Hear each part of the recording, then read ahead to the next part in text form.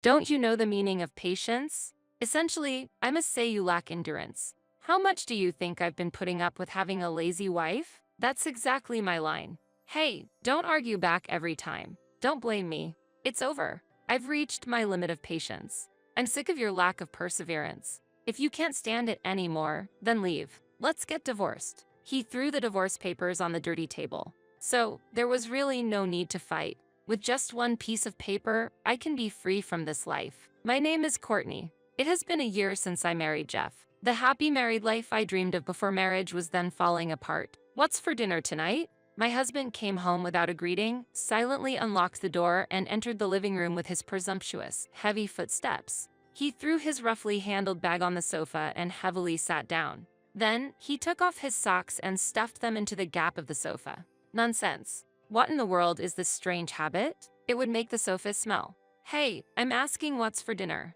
Those socks. Huh? Don't stuff your socks in the gap. Oh, right.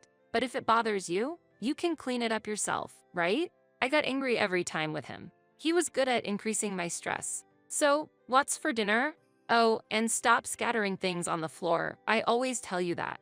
My husband pointed at a single receipt on the floor. I don't remember dropping it, but when I leaned over to pick it up, my husband sneered. I really don't understand leaving things on the floor. It shows how messy you are. I stopped reaching for it. Can I ask a question? Yeah, what? My husband made an obviously annoyed face. But I didn't care. What's the difference between leaving things on the floor and leaving used socks in the gap of the sofa? What's the difference between the floor and the sofa? Why is it wrong to leave things on the floor but okay for the sofa? It's the same action of leaving things, so why do you say they're different? What? Don't shift the blame to me. I'm not blaming you, just questioning. And according to your philosophy, the person who notices should deal with it. You found the receipt, right? So, why don't you pick it up? That's. Also, it's your turn to cook tonight. Why are you asking me about the dinner menu? Hey, I've been wondering since we got married, are you really Jeff? You said we would share household chores before we got married, didn't you? Did you forget? Or were you abducted by aliens and got replaced? If so, we need to rescue the real Jeff. So, who are you? And who's preparing dinner tonight? All right, I'll prepare it myself. He sighed deeply. Courtney, you've changed. With a look of exasperation, he continued to sigh. Every time he chopped using the knife, he'd sigh. Every time he lit the gas range, he'd sigh. He was really irritated by everything. Hey, where's the small pot? His new strategy, as I ignored his continuous sighs, was to keep asking where everything was. It's in the cabinet under the gas range. Where are the carrots? In the fridge, in the middle of the vegetable compartment. Where are the onions? Next to the carrots. Where's the oil? On the shelf under the gas range, on the right side. And the salt? On top of the gas range, in the seasoning rack, the second one from the right. Hey, can you help me? If you help with my tasks, I'll help you. I don't remember you helping me when it was my turn. If you want help, show some willingness to cooperate first. He looked dissatisfied, and in his anger, what he ended up making was stew with undercooked vegetables. There was neither rice nor bread, just the stew. Furthermore, while I ate from a small plate, Jeff proudly placed a large plate of stew in front of him. His smug expression exuded a trace of spite. Thank you. Let's eat. I said grace for the meal and quickly finished it. I cooked, but if you're not full, make something yourself next time. Haha, okay. I cheerfully moved to the kitchen to start preparing pasta, but the filthiness of the sink dampened my spirits. This is always how he is. Even if he reluctantly cooks, he never cleans up afterward. That burden is always on me. With renewed determination, I quickly finished cooking and ate in front of Jeff. It took me about 10 minutes to cook. Jeff's stew remained untouched. In the silence, after finishing my meal and returning from the bathroom, I saw Jeff picking garlic slices from the plate I had washed. I'm tired of this vulgarity. Before we got married, he was kind and cool. Initially, he was my superior at work and my mentor. When I made a mistake with an order, causing trouble for a client, and was being sternly scolded by my boss, he stood up for me. The moment he boldly protected me in front of everyone watching felt incredibly supportive. Our relationship evolved into romance, leading us to the present. But his casual remarks gradually cooled my feelings. At our wedding after party, a tipsy Jeff became talkative. When did you fall for me?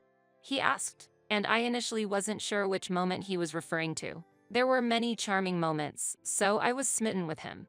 You thought I was cool when I defended you in front of everyone, right? Actually, that mistake was my fault because I forgot to communicate something important, he revealed, and I felt utterly disillusioned. Following his words, the room fell silent, with everyone giving awkward smiles.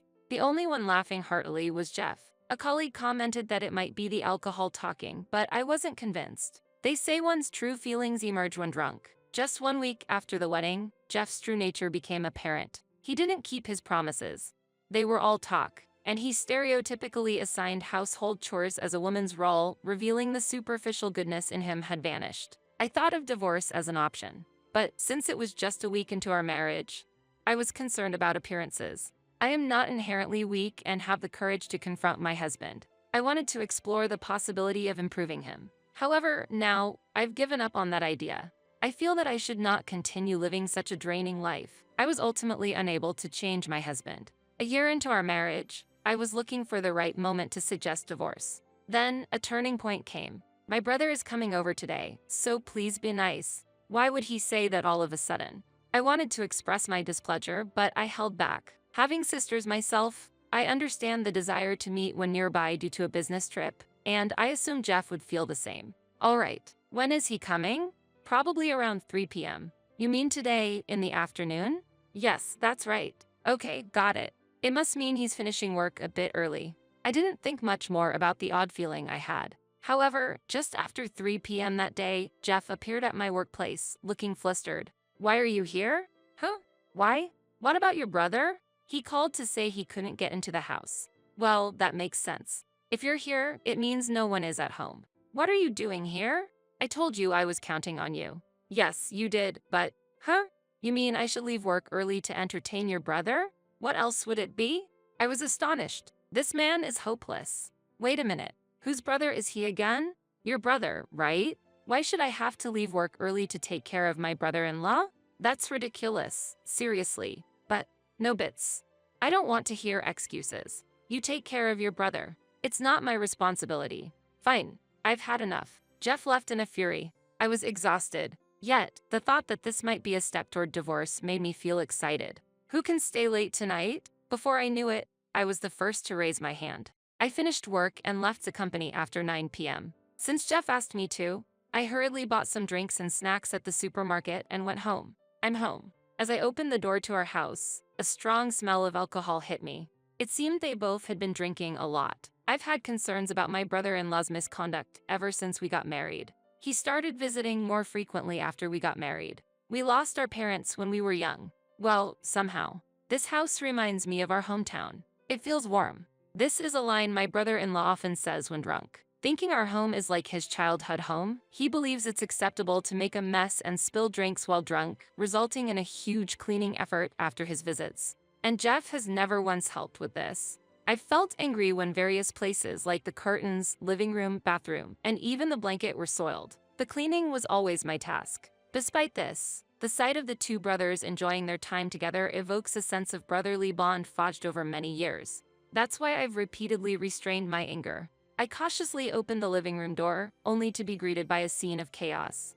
Beer cans scattered across the floor, large stains from spilled liquids, fragments of chips, and greasy fingerprints on the television, all contributing to my overwhelming sense of fatigue. Oh, the foolish wife has returned. Exactly. Brother, please tell her more. Calm down. Don't worry, Jeff.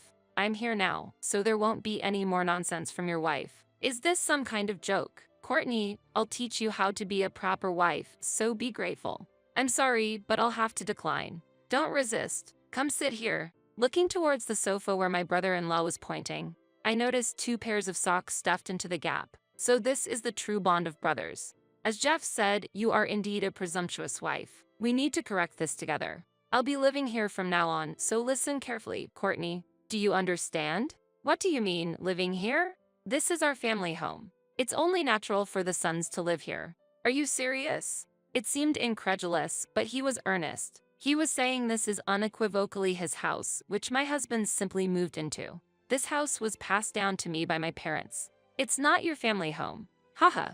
Young people these days. Listen, by marrying Jeff, you took our family name. Don't you understand the significance of that? From the moment you married into this house, it became our family's home. I couldn't help but laugh at that statement. My laughter only infuriated my brother-in-law further. What's with that reaction? I'm the eldest brother. You should obey me. You plan to stay in this house? I strongly object. What? You. Insolent. Insolent? Do you even understand what that means? And why are you making a scene in someone else's house during the day? What about your job? I quit my job to support my brother. Oh, I see. So you were fired for incompetence, then? It's no surprise that someone like you, who has never shown any kindness even in a relationship, wouldn't understand. I get it now. What did you say? That's discriminatory. I could sue for defamation. Go ahead, be my guest. I didn't say that about everyone, just to be clear. I know people who have little to no experience with romance, but they enjoy their lives. They simply aren't interested. Yet they could find a partner anytime they want because they have attractive personalities. But you constantly complain about women. You want a girlfriend, but your personality gets in the way. It's truly hilarious. Who would want to learn how to be a wife from someone like you? Haha, your lack of self-awareness is really amusing. What? Oh no. A man in his 40s started to cry. What a hassle. Stop it. Your personality is the worst. So what? Even if that's true, what's it to you? I don't think I'm a good person. Don't you know the meaning of patience? Essentially, I must say you lack endurance. How much do you think I've been putting up with having a lazy wife? That's exactly my line. Hey, don't argue back every time. Don't blame me. It's over. I've reached my limit of patience. I'm sick of your lack of perseverance. If you can't stand it anymore, then leave. Let's get divorced. He threw the divorce papers on the dirty table. So, there was really no need to fight. With just one piece of paper, I can be free from this life. My husband wanted a divorce, and I accepted it. This would resolve everything. Feeling this, the tension in my body eased. What are you dawdling for? Sign it now. Looking at me, my husband wore a smug smile. What a self-centered person he is. Did he think everything would go his way? Humph, serve you right. Enough with the noise. They were crying just a moment ago, but after that the brothers were all smug. I understand. I'll sign now. And so, I moved the pen. I decided to ignore a certain section that caught my eye for now. A divorced woman, huh? Society can be harsh, especially since it's only been a year since the marriage. How impatient can a woman be? Yes, I've finished signing. I'll take this to the evening reception. And I did just that, marking the end of my marriage to Jeff. Days later, returning home, I found my ex-husband and his brother drinking in the living room. Why are you still here? Get out. What? You're the one who should not come here. This is trespassing. No, this is my house. You're the one squatting. My ex-brother-in-law remains silent, probably not wanting to be made to cry by me again. There's no reason for us to leave. Well then, please come this way. As I shouted, a person appeared in the living room, changing my ex-husband's expression instantly. What? Mr. Stewart, the general manager? Why are you here? I've heard everything. Now, take only what you need and leave. Yes, understood. Mr. Stewart was a significant figure who witnessed our marriage. He was our boss and directly above my ex-husband. As long as he worked at that company, defying Mr. Stewart was impossible. And my ex-husband hurriedly packed the bare minimum. Led by Mr. Stewart, he and his brother left the house silently. After changing the locks, I felt relieved but dizzy at the sight of the messy room. This was the result of my mistake in choosing him. I vowed not to make the same mistake again and got to work cleaning. A week later, Mr. Stewart informed me that my ex-husband and his brother had found another place to live. I then sent an official notice to their rental and workplace. The notice was about my ex-husband's infidelity. While filling out the divorce application, I noticed something in the guarantor section. A temporary employee from my husband's department was listed there. Why would a temp, with whom we had only professional contact, be a guarantor? The reason was clear. It was evidence of an inappropriate relationship. It was doubtful that evidence could be obtained after the divorce. But the temp brazenly shared intimate details of her relationship with my ex-husband on her social media. This bold action provided proof that an inappropriate relationship existed during our marriage, preparing me for this day. As a result, I received a substantial sum in compensation.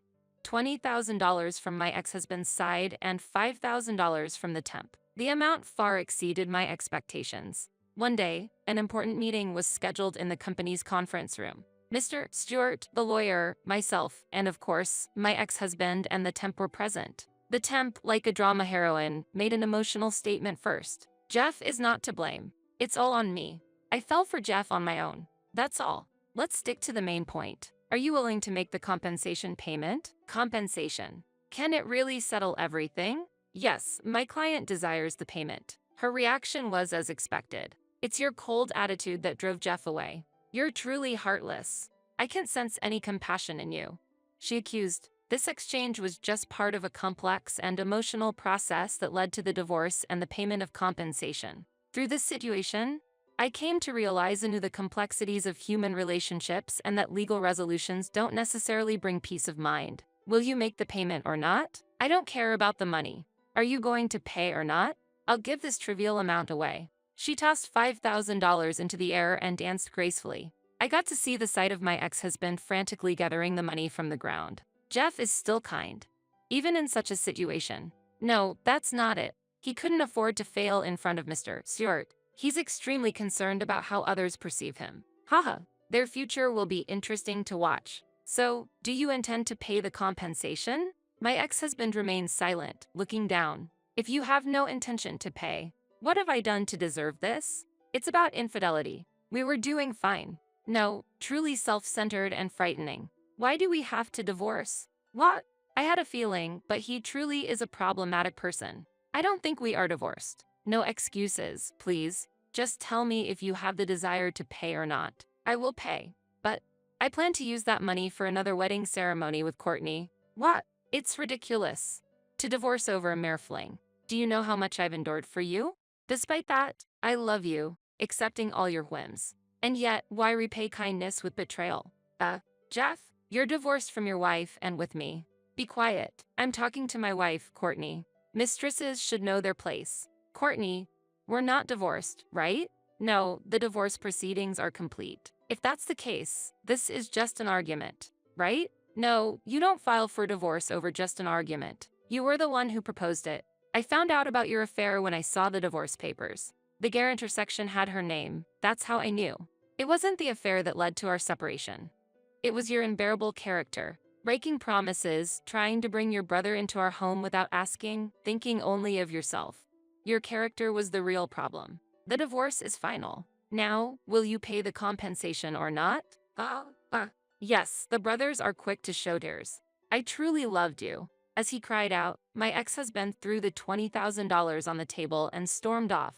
Jeff, wait for me. The temp, her hair disheveled, chased after him, waving her hands. What were we witnessing? The surprise was hard to hide. Wow, that was impactful. Sorry, I'll treat you to something next time. I felt both grateful and apologetic for involving my lawyer friend, a college classmate, in this ridiculous exchange. Mr. Stewart, I deeply apologize for any inconvenience caused. Well, you experience new things at any age. I'm grateful for this new experience. It might be a topic of conversation in the office for a while, but don't push yourself too hard. Yes, I'm fine. I love my job. Thank you very much for your support. As planned, the temp left the company after her contract ended. As for my ex-husband, he resigned after a transfer to another region. Eventually, the two of them didn't end up together. According to my lawyer friend, she's on social media chasing after another man, potentially facing another demand for compensation. It's almost like an illness. Having gained freedom through divorce,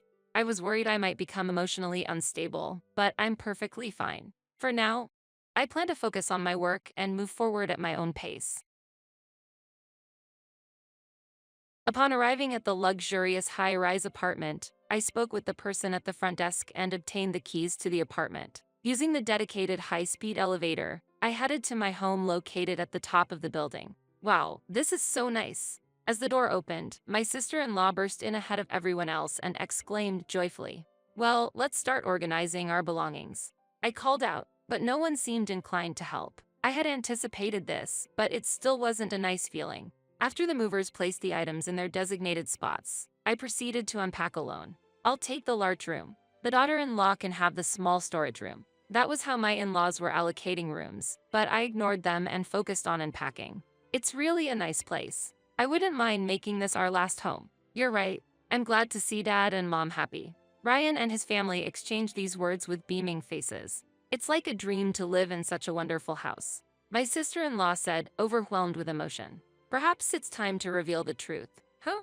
Whose house are you talking about? What? My name is Tiffany Brown. I am 32 years old. I work as a freelance illustrator. Although I used to be a full-time employee at a major publishing company, I chose independence and now primarily accept work from my former employer while also starting my journey as a children's book author. 2 years ago, upon marrying Ryan, we began living together in the apartment I had been residing in. The reason we lived there was because that house was actually my property, and Ryan moved in with me from his rental place. I lost my parents in a traffic accident during my childhood. Afterward, I was raised by my grandparents and bought this apartment when I started working. The funds for purchasing this home came from the compensation and insurance money related to my parents' death. My grandparents, who raised me, saved the money without using it and gave it to me for my future when I graduated from college. The reason I chose that apartment was because my grandparents decided to move into a nursing home. Wanting to spare me the burden of caregiving, they planned to enter the facility together.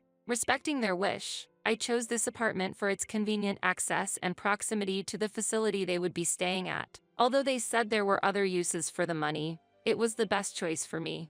About 10 years have passed since I started living here. The 10 years spent with my parents and the other 10 I spent with my grandparents are equally significant to me, and I feel a special attachment to this house. I met Ryan at a friend's wedding after party. He was a colleague of my university friend's soon-to-be spouse. Since many of us happened to be of the same age, we decided to form a group and hang out occasionally. Several couples emerged within this group, and some even led to marriage, including us. Ryan always brightened up the surroundings and was a real mood maker. From our first meeting, I was charmed by him. I was drawn to his bright personality and found him attractive. However, that impression was superficial, and soon after marriage, I got to see his other side. While Ryan was a true gentleman when we were still dating, it became clear post-marriage that he was not the type to spoil a woman who was already his. In fact, he seemed to be the type who took advantage of people once they were in his palm. I'm living at your place. At least pay for the living expenses. Huh, what do you mean by that?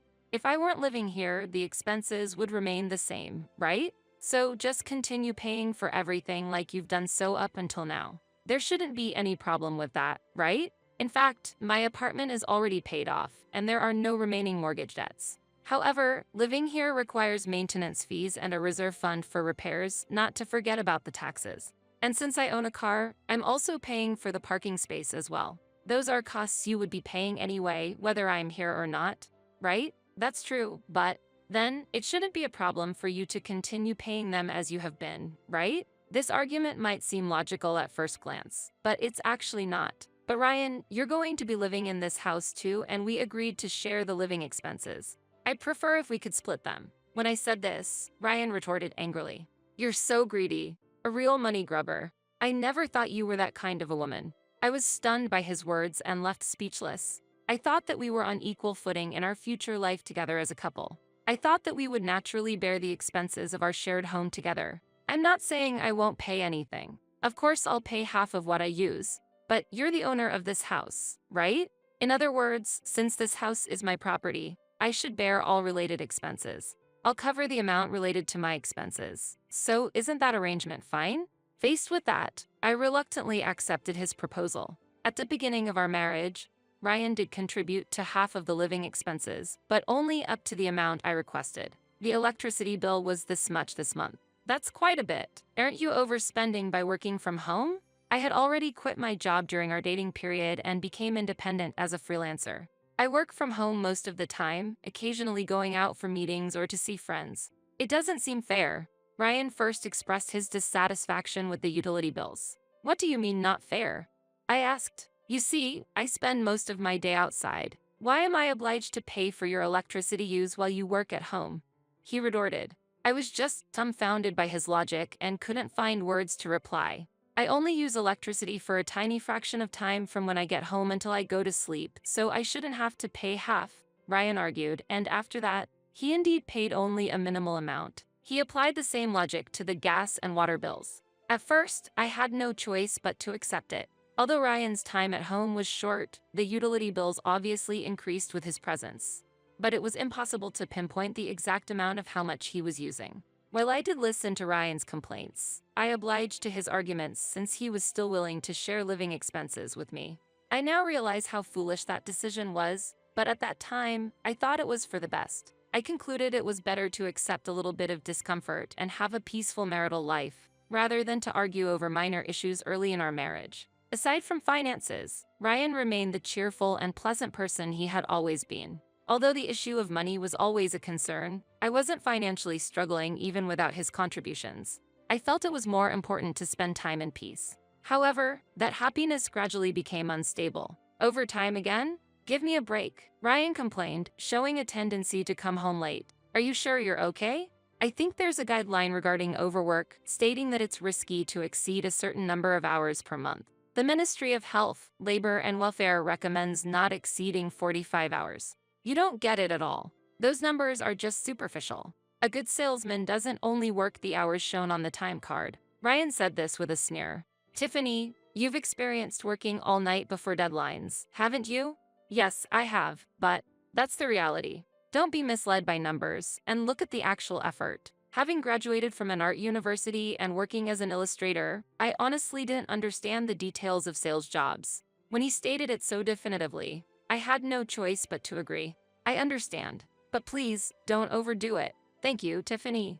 I'm fine, I won't overdo it. Ryan said this while warmly embracing my shoulder. I tried to find comfort in Ryan's words, believing that trusting him would bring me some peace of mind. However, the betrayals by Ryan gradually accumulated over the years. People can react to sudden pain, but they become numb when it comes to pain inflicted over a certain period of time. Ryan's accumulated betrayals had become a heavy burden, yet I spent my days tolerating it bit by bit. In other words, I was hoping for peaceful days with my eyes closed. Then, all of a sudden, a major change came along. My family will be coming over, is that okay?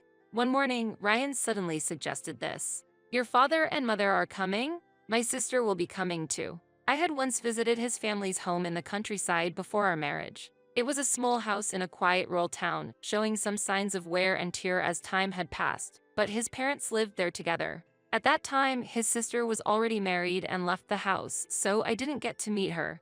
Despite attempts to meet up, she was busy and couldn't come, leaving only a message of greetings. We didn't have a wedding ceremony and only took wedding photos, so that was the first and only time I got to meet Ryan's parents, but I haven't had the chance to meet his sister. Our friends threw us a celebration party, but because of that I hadn't had the chance to meet Ryan's relatives. I myself didn't have a deep bond with my family, so I didn't find it strange. However, Ryan's parents and sister visiting us felt out of the blue. A year had passed since our marriage, so it didn't seem unnatural for them to come over and see how we were doing. Without any suspicion about Ryan's suggestion, I accepted the visit. A week later, as promised, Ryan's family came over. This is your house, Ryan? That's not very spacious. These were their first words upon entering the house. Indeed, it wasn't vast, but what else were they expecting? This house was originally purchased with the intention of living alone. It had 3 rooms, 2 bedrooms, 1 empty room, and a spacious living dining area. The empty room was mainly used as a guest room while the rest were used as a study and a bedroom. When Ryan started living with me, he said he needed space to work from home, so I offered my workspace as his study, and now I work in the living area. The space is sufficient for 2 people and I don't feel any inconvenience. Following Ryan's mother, his sister, whom I was meeting for the first time, entered our home. It's much smaller than I expected. We're going to live here together? It's small, but I'd be happy if you could bear with it. There's a saying, home is where you make it. I can tolerate it for a while. Having a roof over your head is better than nothing. I wondered how long she was intending to stay here. At that moment, Ryan, with an irritated voice, gave an order. Hey, don't just stand there. Hurry up and carry in Dad and Mom's luggage.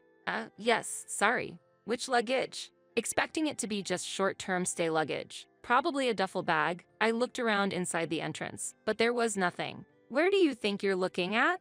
It's outside. I rushed to the hallway only to find about 10 cardboard boxes stacked. Why cardboard boxes for a visit to their son's house? I struggled to understand but realized I couldn't leave so many boxes in the hallway. Fortunately, none of the cardboard boxes were particularly heavy, and I was able to carry them all into the living room by myself. Since the living and dining areas are combined, there was ample space, and I managed to find a spot to stack them without getting in the way. At that time, Ryan and his family were chatting away. After you finish carrying the luggage, let's have some coffee. Hurry up, everyone is tired. Overwhelmed by the situation, I reacted to Ryan's orders before I could think. Really, what a thoughtless daughter-in-law. I'm worried about the future. I'll use this room. While I was making coffee, Ryan's sister claimed our bedroom as her own. That's fine. I'll sleep in the guest room with mom and dad. I'm happy I get to sleep together with Ryan after such a long time. Nice family time. Ryan and his family seemed to enjoy themselves as if I wasn't there. Our house only has a bedroom, guest room, and the room Ryan uses as his office. Where am I supposed to sleep? And how long will this situation last? It seems that people cannot think normally when faced with situations that exceed their common sense. While I was in a daze, everything got settled. With the arrival of the in-laws began an awkward everyday life. When will dinner be ready? I'm sorry, I'm preparing it right now. You're really slow. I wonder how Ryan can tolerate such a wife. Ryan's family spent their days lounging around the house, not helping with anything. They treated me like a servant. At first, I thought I just had to endure it for a few days and played the obedient wife. However, as I overheard conversations between Ryan's family and him, it became clear that this would be a long-term situation. All of a sudden, reality hit me. To put it simply, Ryan's family had fled their hometown. This was because Ryan's sister had returned home after getting a divorce. The reason for the divorce was her infidelity. She had affairs with many people. As a result, everything came to light. She was sued by her ex-husband and the spouses of her lovers, leading to her inability to pay, and thus fled here. Ryan had previously told me that his family owned their home, but that was also a lie. The house they lived in originally belonged to his mother's parents. Ryan's parents, incapable of providing for themselves, moved in with them, and after his mother's parents died, they just stayed there. The actual owner was Ryan's mother's brother, who had repeatedly asked them to leave, but they stayed, using their residency rights as leverage. Although he wanted them to leave, he had his own residence and never forced his sister's family out, despite making requests for them to vacate. However, when Ryan's sister returned home with a huge alimony to pay, the parents suddenly decided to sell the house to raise funds. When his mother's brother found out, he was furious and considered legal action, prompting them to flee with all their belongings to our house. Those belongings were the 10 boxes I struggled to carry in that day. That was all they had. I don't know nor care what's inside those boxes, but it seems they don't contain anything of value. Overall, they came to us penniless, and they seemed to plan to depend on us for the foreseeable future. Among that family, only Ryan was different. He was good at studying, graduated from university with a scholarship, and didn't seem to belong to such a family at first glance. He presented himself as a refreshing young man, landed a job at a somewhat reputable company, and then met and married me. I couldn't see through Ryan's or his family's true colors. I have no parents and am all alone. I own my home and have a job. For Ryan, I must have been an ideal target. This was no laughing matter. Now that I had it all figured out, I had no intention of being submissive. I absolutely could not accept being manipulated by such a terrible family. I pondered how to resist and immediately started to take the following day. To do that, I first had to pretend to be obedient on the surface. I must not let Ryan or his family catch on to my plan. I'll let them be off their guard and then seize the opportunity. Just as they appeared out of the blue, I too will strike suddenly. While obliging to the in-laws' demands, about a week later, Ryan's sister made a request. "Lend me some money." She said this while extending her hand. She was very direct when asking for money. I was angry but decided not to rebel for now. I handed over some cash to Ryan's sister. "Is this all? Don't you have more?" It's way too sudden, so I don't have more on hand." "Then, a card will do." "Absolutely not. If I give her the card, there's no telling how it will be used. I can't lend you the card. I'll withdraw some money from the bank tomorrow, so please wait until then." I managed to placate Ryan's sister's unreasonable demand with that promise. No matter what happens, I have no intention of handing over my card. That night, after Ryan came home, he criticized me for it. "You could have just lent her the card. You're really stingy with money." I was surprised by his criticism, but I had my reasons, so I decided to apologize. "I'm sorry. I was worried that lending her the card might lead to trouble." "What kind of trouble?" "If she used a card under a different name, your parents might have gotten into trouble for unauthorized use." I was too scared to hand it over. Ryan seemed convinced by that explanation. "Then please make a family card for them to use." Okay. I agreed on the surface, but I had no intention of actually making one. About a month later, Ryan asked about the progress of the family card. I had given some money to the in-laws a few times, but perhaps Ryan, tired of the nagging, was eager to get the card. "I'm sorry, but it seems I can't make that card." I said this while feigning disappointment. I hadn't applied for a family card at all and actually felt no regret. Why not? It seems that they are considered as relatives and not as immediate family. It appears that temporary residence isn't sufficient. The in-laws had imposed themselves on my home without permission, and no official procedures for living together were completed. Since they haven't transferred their residency here, it's impossible to get a residence certificate. Is that true?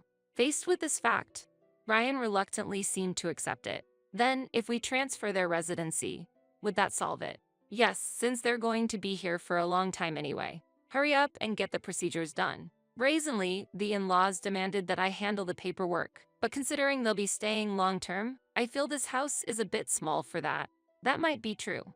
That might be why you've been hardly coming home recently, Ryan. At that, Ryan frowned. I'm busy with work and stay until late, so I spend nights at a nearby hotel. Work must be tough. How about we move somewhere else? Ryan and his family were taken aback by my suggestion. This house was originally purchased for me to live alone, and while it's still manageable with Ryan, it's indeed cramped with the current number of people. That's true.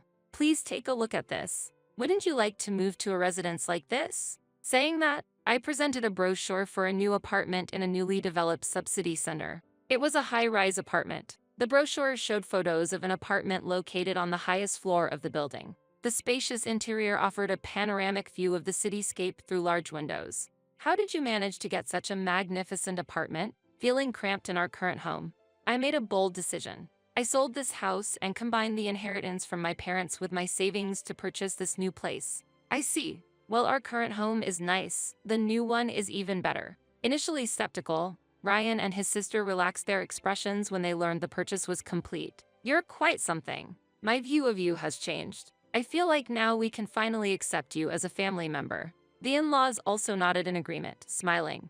Thus, the discussion about the move went smoothly. A month later, the moving day arrived. While I felt a bit sad to say goodbye to the house I had lived in for so long, it was a step toward a new beginning. After loading the truck with our belongings, we took a taxi to the new residence. Upon arriving at the high-rise apartment and speaking with the front desk attendant, I received the keys to the apartment. Using the dedicated high-speed elevator, we headed to our new home at the top of the building. Wow, this is amazing! As the door opened, Ryan's sister rushed in first, exclaiming with joy, "Let's start organizing our belongings." I called out, but no one seemed inclined to help. I had anticipated this, but it still wasn't a nice feeling. After the movers placed the items in their designated spots, I began unpacking alone. I'll take the large room. Daughter-in-law can have the small storage room. That was how my in-laws were allocating rooms, but I ignored them and focused on unpacking. It's a really nice place. I wouldn't mind making this our last home. You're right.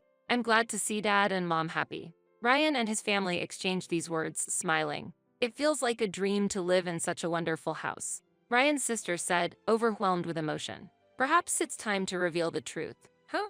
Whose house are you talking about? I asked, feigning surprise. What? This isn't your house. This is the house I purchased to live with my grandparents. But you asked us if we wanted to live in such a house. Ryan's sister protested loudly. Yes, I did ask if you wanted to live here, but that was merely a question of interest, not an offer to live together. Indeed, I said that, but I never proposed living together. I can't imagine living with these people forever. I would like you all to leave immediately. I am the owner of this house. As the landlord, I am asking you to leave, so please comply before this escalates into a problem. Don't be ridiculous. Ryan, his face turning red, stamped his foot in anger. Just be quiet and obey me. This house is for me and my family. If you don't like it, you can leave. Yeah, get out. Exactly. Ryan and his family were pressuring me to leave this house. I used the wall-mounted intercom to call the concierge. Excuse me, there are intruders in my house trying to kick me out. Please come immediately. With those words, an alarm sounded throughout the room. What's going on? So noisy. Stop it right now. The security staff, alerted by the call, arrived promptly in the room. That's the benefit of living in a luxury apartment. These people are the security staff of the apartment. If you don't leave, I'll have no choice but to call the police. As the doorbell rang and the security staff inquired about the situation, the in-laws started to panic. They must have realized that my warning was not a bluff. Even though the security staff had arrived, the in-laws desperately tried to talk things over. I decided to listen to what they had to say. I wanted to know what Ryan had been telling his family. He portrayed me as a pitiable woman with no relatives, claiming that without him, I couldn't sustain myself and that it was okay to treat me like a housemaid. This testimony from the in-laws was valuable, so I decided to be lenient. In fact, when giving money to the in-laws, I had them sign a document stating the amount I gave them. To put it simply, it was a promissory note. Ryan told me I need proof that I've given you the money. Otherwise, I will be scolded. If you sign, I'll give you as much money as you need. Presented with this condition and realizing they could get money, the in-laws readily signed. Thankfully, I secured evidence of the loan amounts. Originally, I planned to get the money repaid from the in-laws, but realizing it would be difficult, I decided to make Ryan responsible and urge him to leave the apartment. You're safe for now. If you leave immediately, I'll forget about the money. But if you step foot here ever again, I'll demand the full amount of the borrowed money. As I waved the promissory note, the in-laws finally gave up and left. I'm Tiffany's husband. I have the right to live here. I won't leave. Ryan insisted on staying and refused to leave. Then, let's talk this over right here right now. Alright, let's talk. If you do anything strange though, I'll call security immediately. After expressing my gratitude to the security staff, I dismissed them for now. Why are you doing this? Do you hate my family that much? Of course. Appearing suddenly and treating me like a slave, I firmly countered Ryan. Alright, if you hate it so much, I'll ask my mother and the rest of the family to leave. But I should stay here, right? I was just appalled by his words. He was planning to abandon his family just to secure his own residence. Such a low life. No, you need to leave this place too. Why? We're husband and wife. No. I presented Ryan with a folder. What is this? Ryan's face went pale as he looked through the folder. Quite a young one, isn't she? Apparently, you've been spending several days a week together. The folder contained evidence of Ryan's infidelity. There were numerous photos of them walking intimately and entering a hotel together. Ryan had been having an affair with that woman shortly after our marriage. You planned to proceed with our divorce and move to your previous apartment, correct? That's a lie. Who told you that? I activated the voice recorder I had in hand. His lover's voice filled the room, and Ryan froze. It was evidence obtained by a private investigator. The investigator had contacted the other party, informed her that Ryan was married, and recorded her reaction. The woman boasted about how, once I was out of the way, she would live in Ryan's apartment with him. She believed Ryan was in the midst of divorce proceedings and that I was the obstacle because I wouldn't agree to the divorce. That left Ryan exhausted from dealing with his family and ultimately resulting in me leaving the house voluntarily. The woman was convinced she was Ryan's only true love and that his relationship with me was completely over. She laughed, saying, "True love will eventually win." But as soon as she realized she was speaking to an investigator, she started to defend herself. She felt deceived by Ryan, thinking their relationship was over. She was willing to reveal everything in exchange for not pursuing damages against her. When asked by the investigator what I would do based on her information, I said, "It depends on what you tell me," and she ended up disclosing everything, even information not requested. All of it was recorded on the voice recorder. True love turned out to be quite fragile. I've got solid evidence. This could lead to a substantial settlement. Ryan collapsed to the floor, drained of strength. I've sent your belongings to her apartment, so you can live there from now on. Please leave now. I contacted the concierge again and had Ryan, who had lost all his strength, removed from the room. As promised, I decided not to pursue damages against the lover. Ryan's dishonest actions became clear through the testimony provided. As a result, I was able to secure a substantial settlement from him. The amount was more than enough to take forgiveness into account. In return, I informed his and her parents and their workplace about his actions. Since there was no promise to keep the information secret, sharing it was not a problem. She was Ryan's subordinate, and they had grown close while working together. It might have been a touching story had he not been married. After informing the company, they admitted to their lack of management and apologized. To protect their image, the company had her resign, while Ryan was demoted and transferred to another subsidiary. The two had engaged in personal conduct during work hours, causing damage to the company. Such actions required appropriate measures. Rumor has it that the family is now living together in her apartment. They claimed it's your fault that we are in this situation. Take responsibility. So they reside in that apartment together. Ryan took out a loan to pay me the alimony. He is now struggling to manage his finances and repay the debt. I anticipate that he'll soon be forced to ask his family to leave due to financial difficulties. Ryan thought of me as being pitiful caring for my grandparents in a facility. But the reality was slightly different. My grandparents are indeed in a facility, but it's a high-end one for a comfortable lifestyle. They once ran a business and planned to pass it on to my young parents. But after their early demise, they decided to retire, handing over the business to a trusted individual. I've always loved painting since my student days, winning many awards. When I expressed my desire to work in art, my grandparents decided against passing their company to me, choosing to live in a luxury facility by their choice. I pursued a career related to art and am now recognized as a children's book author. My books have been successful, gaining me a certain level of fame. Since parting ways with Ryan, my fortunes seem to have turned for the better. He must be regretting now, knowing the truth. I used the profit from selling the apartment, my parents' inheritance, and royalties from my work to purchase that high-rise apartment. I hope to live with my grandparents again, so I decided to act on that desire. The facility will remain available for them going forward, where they can receive proper support if they ever need it in their daily lives. However, for now, they are both maintaining their health. The success of my books has allowed me to express my gratitude to my grandparents. It looks like we will enjoy a happy life together for a while longer. Despite an unfortunate encounter, that experience has paved the way for a hopeful future ahead. Has the move been completed yet? The movers will arrive in 3 hours. It's Scott's lover, who is trying to kick Nicole and me out of the house. Mandy stole Scott from me. I used to run a salon from home, and losing this house means I also lose my workplace. She intended to take over my salon. However, things didn't go smoothly, and ultimately, she will face hardships. I never thought such misfortune would befall me, but at the same time, it's the first time I've been supported by so many people. I feel the importance of having good connections with people more than ever. My name is Kelly Johnson, 45 years old. With my husband Scott Johnson, who is 5 years older, and our middle school daughter, Nicole, makes us a family of 3. We have been married for 15 years. Scott and I met at work, and I quit my job when we got married, but Scott continued working. He has now been promoted to the point where he attends board meetings as an executive director. The reason I quit was not to become a housewife, but to start my own business. I once shared my dream of running a salon with Scott when we started dating. That's a wonderful dream. I want to support you with all my heart.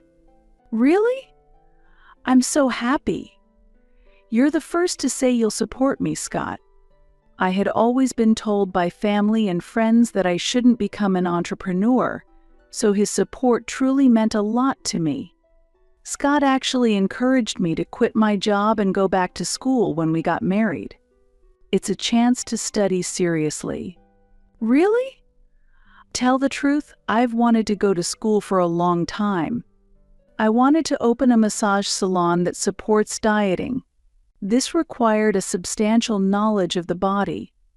I discovered I was pregnant right after we got married and attended school while pregnant.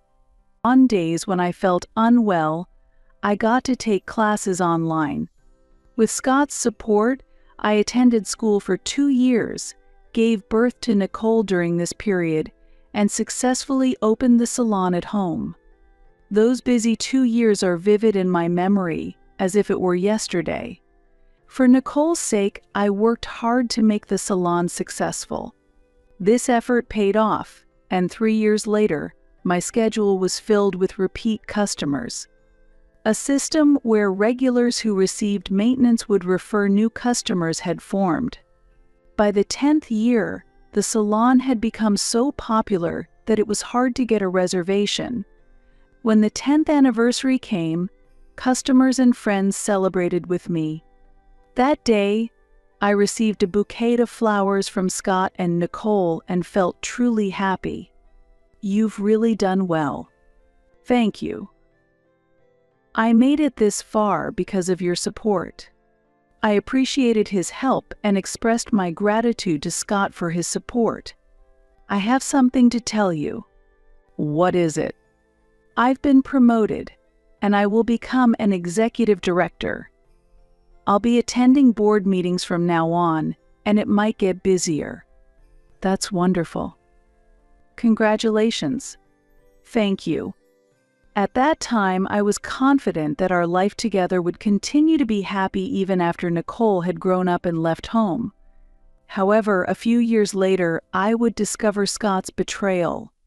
One day, Mandy Simpson appeared at the salon without notice. She is the daughter of the president of Scott's company. Are you Mrs. Johnson? Yes, that's me. Do you have a reservation? No. I heard about this place from Scotty. Scotty, I am Mandy Simpson. Simpson as in. Mandy looked at me with a smile. No doubt, she was the young lady of the Simpson group. When Scott and I worked at the same company, the president used to bring his elementary school daughter to the office. After graduating from university, Mandy joined the secretarial department through her parents' connections. You're the president's daughter, and yes, I came here today to enjoy some beauty treatments. Really? I'm sorry, but we're fully booked today, and the next availability is in 3 months. I'm really sorry. Upon hearing this, Mandy's expression suddenly darkened. I had a bad feeling, and my heart started pounding. You're turning away a customer who made the effort to come here. I'm sorry.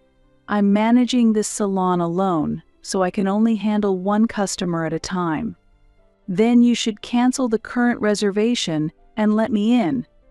That's difficult. It would be rude to the customers who have made reservations.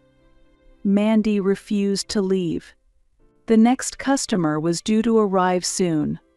I didn't want such a scene to be witnessed at the entrance. I'm sorry you came all the way over, but could you first make a reservation? I also take cancellations if you can't make it by chance. Then Mandy glared at me angrily and said, I won't make a reservation. Who do you think would come to such a dirty salon and left, catching a taxi? I was simply shocked and could only stand there stunned. Compared to a salon that a lady would visit, it might indeed look inferior. But I didn't deserve to be spoken to like that, and felt a bit down. However, the events of that day were not over yet. That night, Scott came home with a furious expression. Hey, I heard you turned away the president's daughter today. What? The news has reached you already. I'm the one who referred her, so of course it would. But you should have made it clear that reservations are mandatory. She's the president's daughter, you know. So what? Being the president's daughter doesn't entitle her to special treatment. I couldn't understand why Scott was so angry. Maybe he was concerned about his career.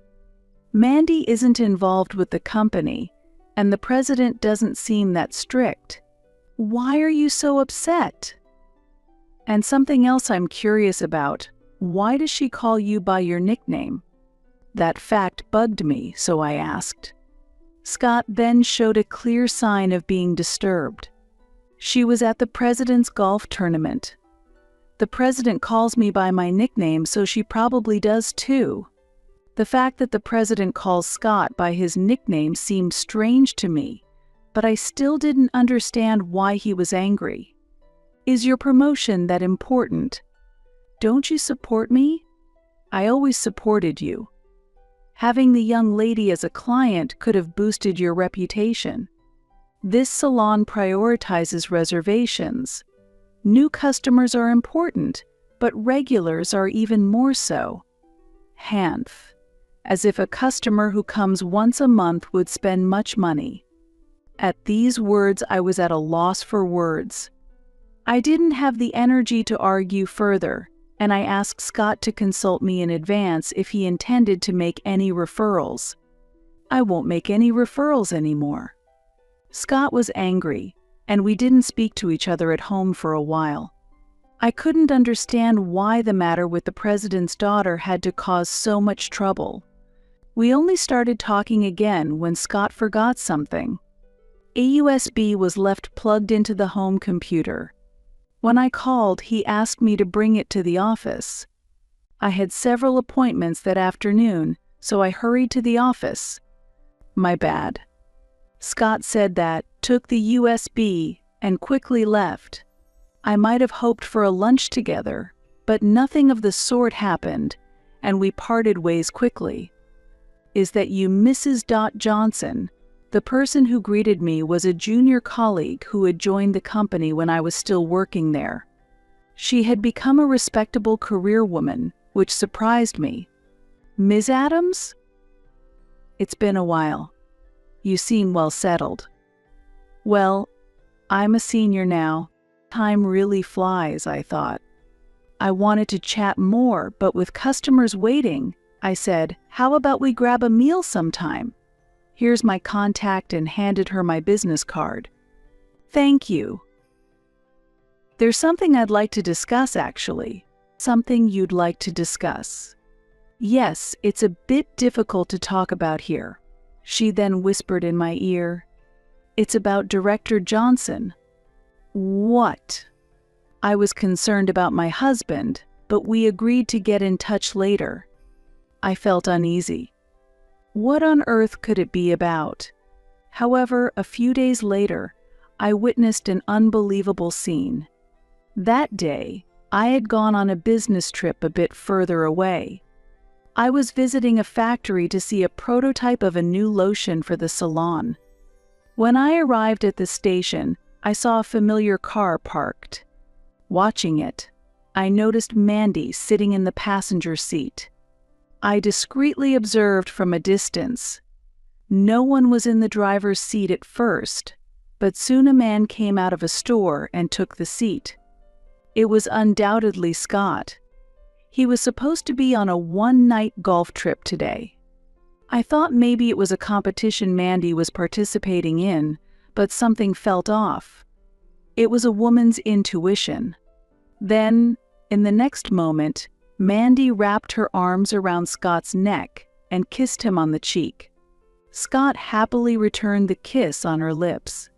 They laughed shyly and drove away from the station. I was so shocked that I just collapsed right there. The next day, late at night, Scott came home. Oh, you're still up. You could have gone to bed. We need to talk. About what? Who did you go on a trip with last night? It wasn't golf, was it? Scott seemed a bit taken aback by the sudden question. Yesterday, I saw you at the station. You were kissing Mandy in the car.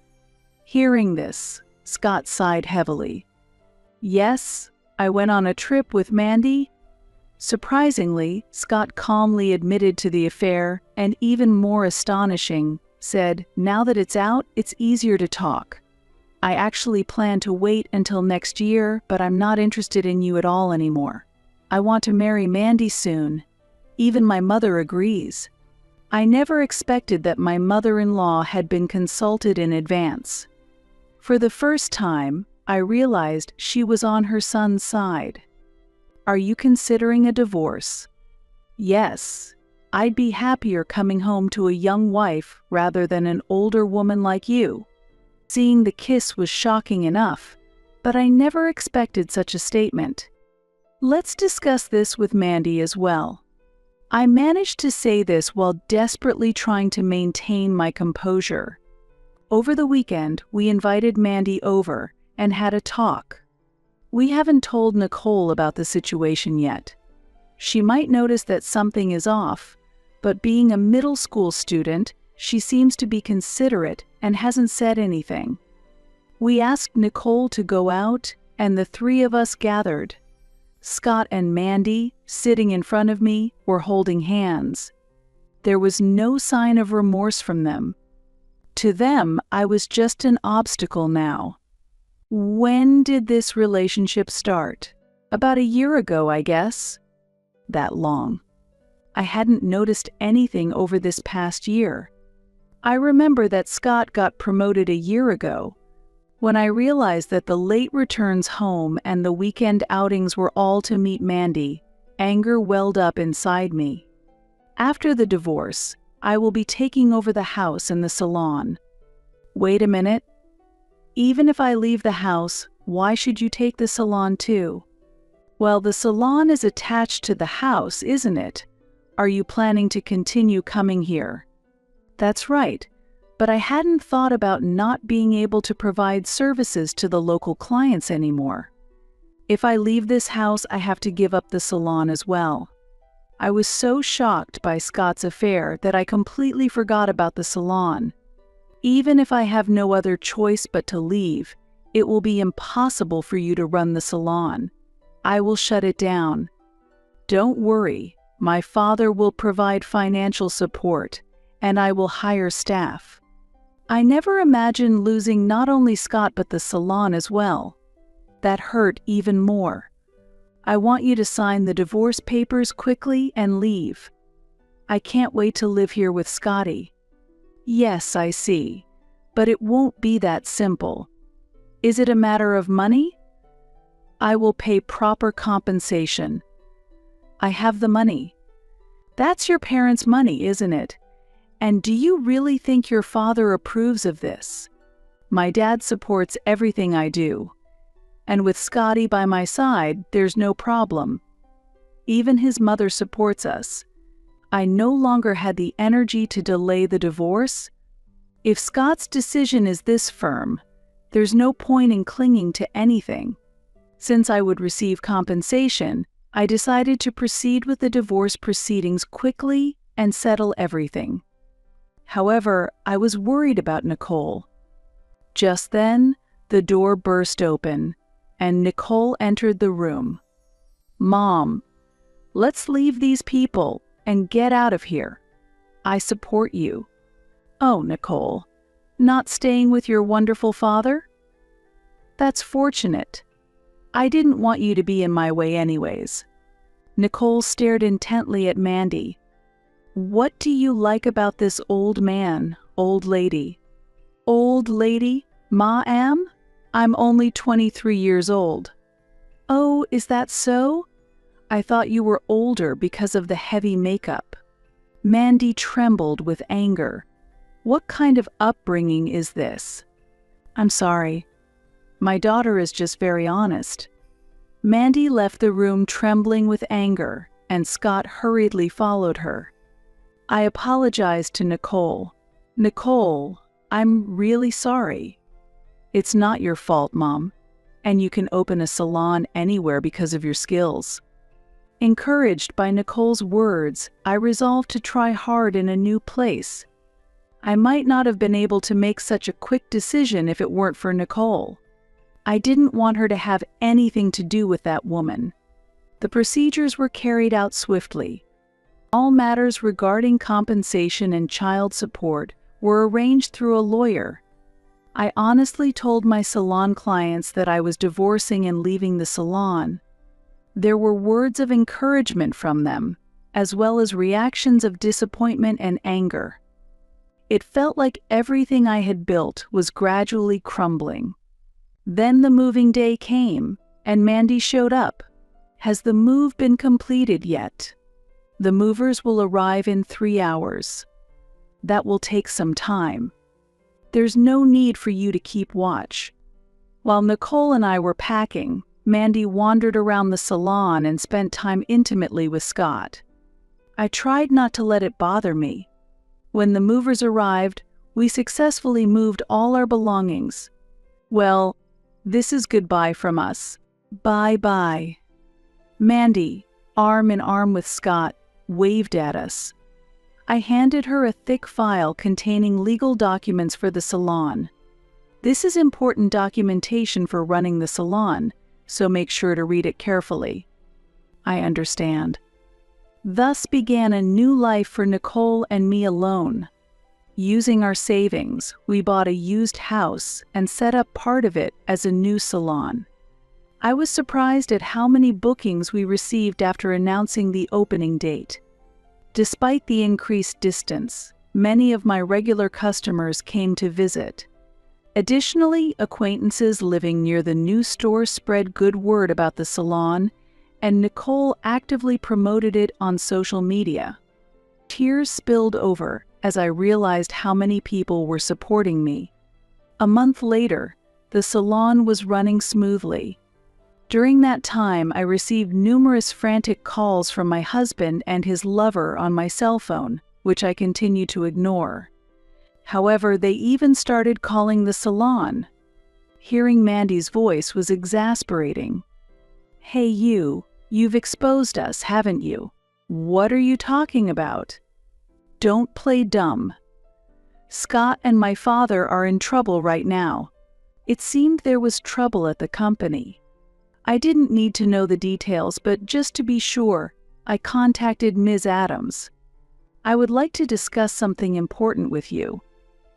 Are you available tonight?" After work, I agreed to meet her. After your divorce, these photos were distributed among the people in the industry. The photo she presented showed Scott and Mandy having a secret meeting inside the company. What is this? Do you remember when I said I had something to discuss with you? This is it. Since it was right after your divorce, I thought it was no longer necessary. But hearing Mandy bragging about how she ousted you made me lose my patience. Scott and Mandy's affair was already widely known within the company. The president, indulgent towards his daughter, did nothing about her actions. So, I decided to leak this fact to the public. As a result, Ms. Adams and several other employees took photos of Scott and Mandy's secret meetings. Scott and Mandy were careless and were easily photographed. But why you? Because you helped me a lot when I was a new graduate. I felt like crying. Also, I was angry at Mandy, who did whatever she wanted after joining through connections, and at Mr. Johnson and the president for overlooking it. Currently, a corporate affair scandal could be a fatal blow. The public's view of infidelity is harsh, and clients tend to distance themselves quickly. But won't you and your colleagues be troubled if the company faces problems? Don't worry. Our company was set to be acquired by a foreign corporation several years ago, and it's possible to request a transfer to the parent company. It seems that the acquisition of the company had already been decided. This issue has devalued the company, and the sale at a very low price is underway. The president only now got furious about the affair. Scott was urged to take responsibility. However, expectations were low that Scott would take any meaningful action, and he eventually declared he would resign to take responsibility and left the company. Afterward, there was constant strife between the unemployed Scott and Mandy. Mandy tried to return to her parents' home, but her mother refused and actually opposed her marriage, saying, "Don't ever come back once you leave." With nowhere to go and her father busy with company issues, Mandy was largely ignored. Eventually, with no means to live on her own, Mandy became dependent on Scott. Then, another problem occurred.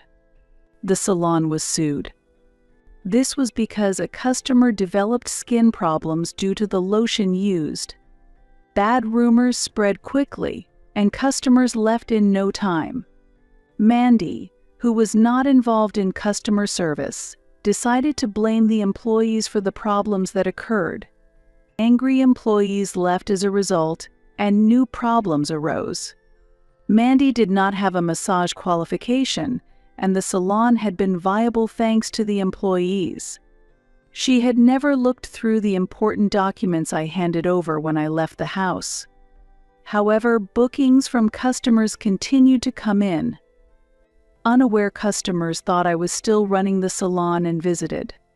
As a result, many complaints were lodged with the Consumer Consultation Center, and eventually, an audit was conducted on the salon. The salon, which had not followed any operational rules, was forced to close down, and it was unable to refund prepaid vouchers. Mandy's spending was terrible. Having nowhere to go, Mandy visited my salon.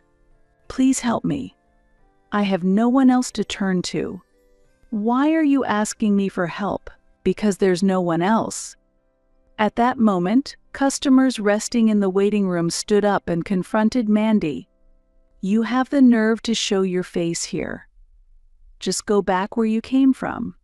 One by one, the women who were regulars at my salon and had come from far condemned Mandy. Unable to bear it, Mandy fled back home. The salon she managed soon went bankrupt. What remained were the refunds to customers and unpaid wages to employees.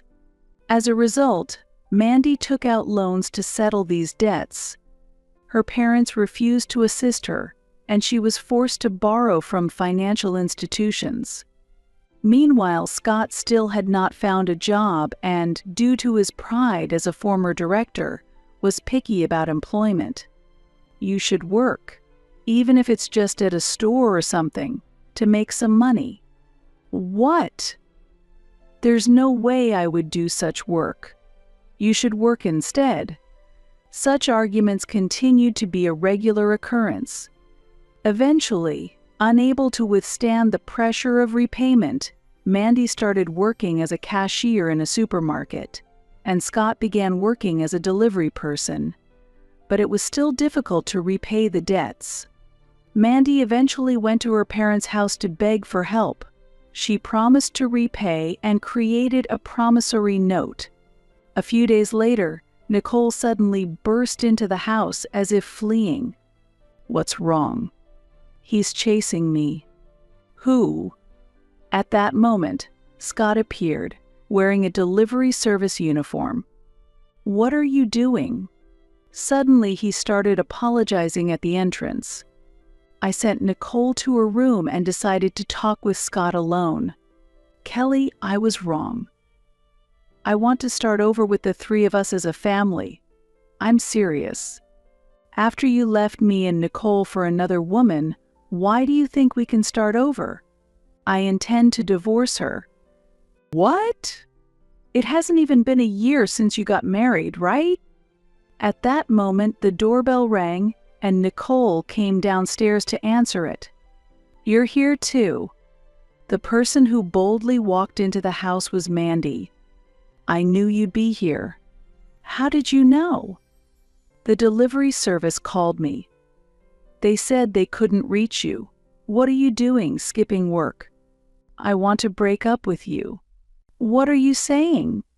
Seeing the situation worsening, I urged them to leave the house. "I'm not considering remarrying you. We don't want to be involved with you anymore. So please, never come to this house again." "Wait. If either of you comes here again, I'll report you to the police for stalking. I will never come to this house again." Saying that, Mandy took Scott and left. In the end, Mandy was not considering divorcing Scott, and she did not let go of him. I wondered why Mandy so desperately wanted to stay with Scott. 5 years have passed. One day, when I was feeling unwell from a cold and went to the hospital, I saw a nurse pushing a patient in a wheelchair. The patient was a man in pajamas, unmistakably Scott. I was curious about what had happened, but went home without doing anything that day. When I told Nicole about the incident, she said, "I'll look into it." Nicole still had friends nearby our old address who she could contact for information. From her investigation, it was revealed that Scott had a traffic accident while making deliveries and broke his leg. He had been hospitalized with injuries that would take 3 months to heal fully. Meanwhile, Mandy had left Scott during his hospitalization, leaving behind a divorce notice. She had only been holding on to Scott to ensure the repayment of their debts, and once she realized the medical expenses would be an additional burden, she abandoned him. Scott, now free, promptly signed the divorce papers left by Mandy.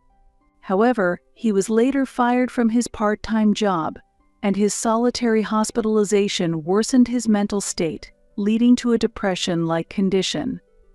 Additionally, the reason Mandy abandoned Scott was that she had a new boyfriend.